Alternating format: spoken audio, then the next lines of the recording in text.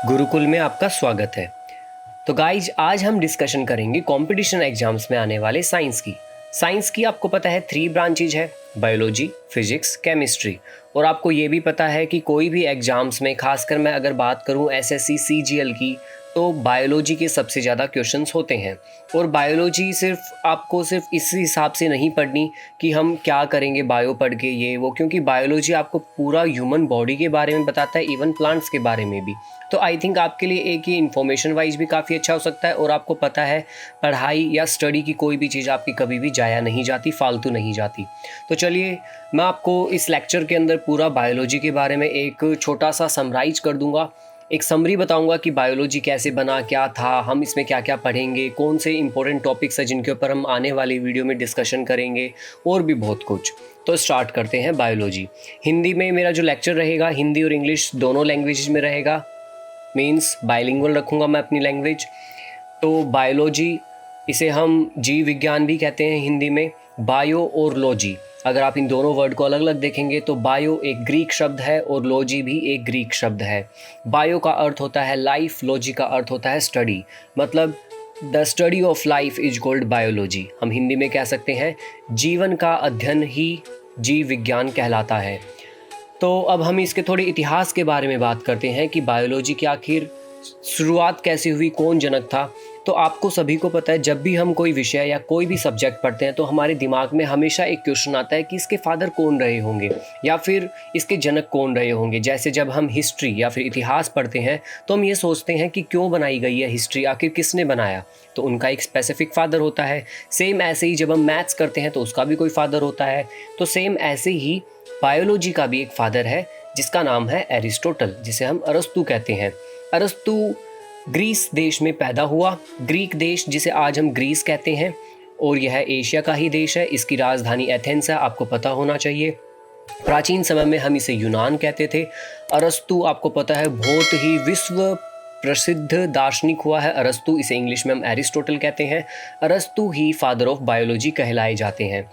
Biology 2 branches में पढ़ाया जाता है, जूलॉजी और बॉटनी। तो जूलॉजी के भी फादर भी अरस्तु को ही कहा जाता है और बॉटनी के फादर कहा जाता है थियोफ्रेटस को।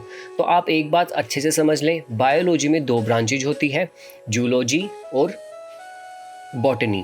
जूलॉजी के फादर कौन है? एरिस्टोटल, जो कि बायोलॉजी के भी फादर है।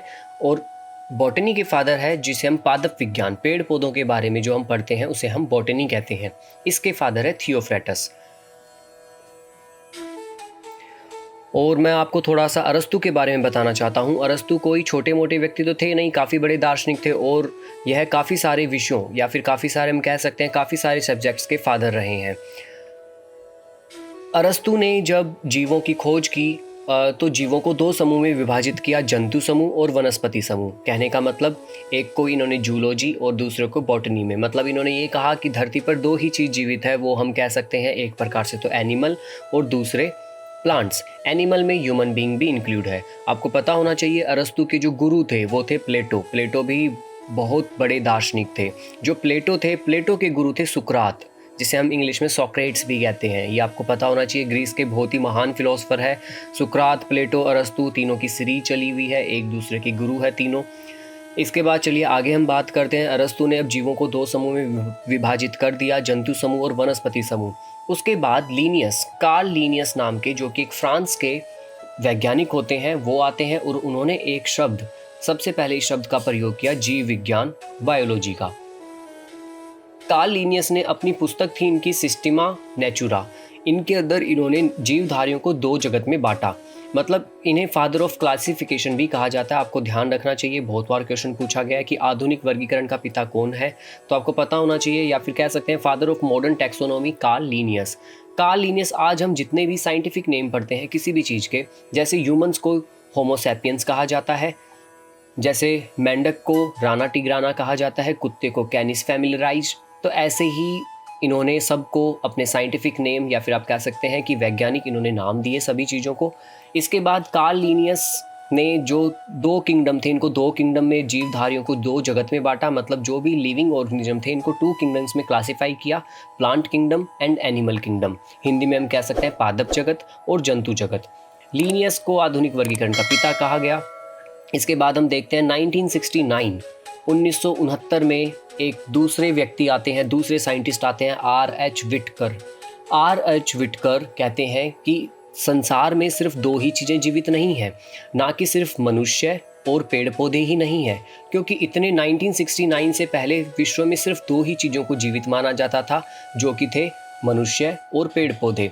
लेकिन अब माना जाने लगा कि नहीं, अब 5 चीज़ें जीवित है। तो उनके अनुसार जो 5 जगत, मतलब 5 किंगडम कह सकते हैं, जो R.H. विटकर ने 5 किंगडम क्लासिफिकेशन किया ऑर्गेनिज्म का, उसमें नंबर 1 रखा मोनेरा, सेकंड रखा प्रोटेस्टा, थर्ड प्लांटिया जिसे हम पादप भी कह सकते हैं, फोर्थ रखा फंगी जिसे हम कवक कह सकते हैं, और 5वां रखा एनिमल जिसे हम जंतु कह सकते हैं। तो आपने देखा कि R.H. विटकर ने जो किंगडम था उसको 5 टाइप में डिवाइड कर दिया। इनके ऊपर हम आने वाले लेक्चर्स में काफ़ी डिटेल से बात करेंगे, काफ़ी क्वेश्चन बनते हैं इनके ऊपर। चलिए आगे हम देखते हैं कि बायोलॉजी के अंदर थोड़ा सा और इसका हिस्ट्री जान लेते हैं, फिर मैं आपको जल्दी से बताता हूँ कि हमें कौन से टॉपिक्स पे आगे आने वाली वीडियो में हम दिन पे देखेंगे। जीवों के नामकरण की द्विनाम पद्धति, कहने का अर्थ, अब जो भी जीव थे, जो भी लिविंग ऑर्गेनिज्म है, उनके सबके 2 नेम स्पेसिफाई कर दिए। जैसे कि मैंने आपको बताया, ये कार्ल लिनियस ने किए थे। कार्ल लिनियस को ही कहा जाता है फादर ऑफ टैक्सोनॉमी। इन्होंने लैटिन भाषा के शब्दों से मिलाकर यह नाम बनाए, जैसे कि मैंने आपको बताया। अब आप ये देख सकते हैं जो लिस्ट है, क्योंकि एग्जाम्स में काफ़ी पूछे जाते हैं। जैसे मैन को होमो सैपियंस, फ्रॉग को राना टिग्राना, कैट को फेलिस डोमेस्टिका, डॉग को कैनिस फैमिलराइज, काऊ को बॉस इंडिकस, हाउस फ्लाई को मस्का डोमेस्टिका, मैंगो मैंगीफेरा इंडिका, राइस ओरिजिया सेटाविया, वीट ट्रिटिकम एस्टिवियम, पी पीशियम सेटवियम, ग्रैम साइसर एरिटिनियम, मस्टर्ड ब्रेसिका कैम्पेस्ट्रिस। तो गाइज ये था बायोलॉजी का हिस्ट्री, बायोलॉजी का इतिहास बताया मैंने आपको।